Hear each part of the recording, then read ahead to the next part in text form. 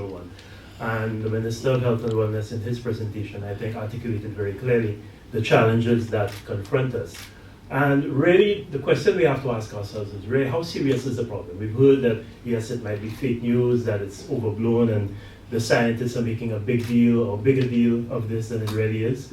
But the evidence is overwhelming. It's not easy to get hundreds of scientists to come together to agree on any one thing. And they've done that where climate change is concerned. In fact, recently, quite a few of them penned a letter stating that climate change is the biggest threat facing the world right now. And that's for those of you who know scientists, and I happen to be one of them, my roots are in science, it's difficult to get us to agree on one thing, and we've all agreed on this.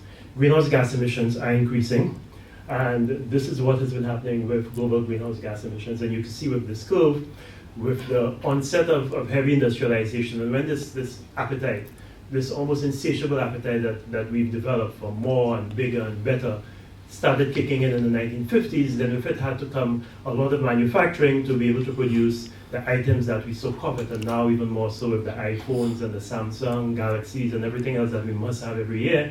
There's a price that we pay for it, and that price of unbridled consumption and production is an increase in greenhouse gases.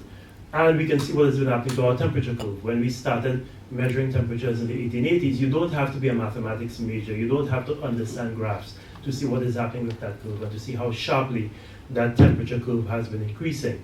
And really, the hottest years in the history of our planet, in the recent history of our planet, have been the last 5 years. 2016 was the hottest year ever recorded, and that's important because 2016 was also an El Nino year, and El Nino has an impact of increasing the temperature. But even some of the other years that were not El Nino years, 2017, 2015, 2018, 2014, these have been the hottest years in the history of our planet. And were it not for 2010 sneaking its head in there, we would actually say that the last 6 years have been the hottest years in the history of our planet.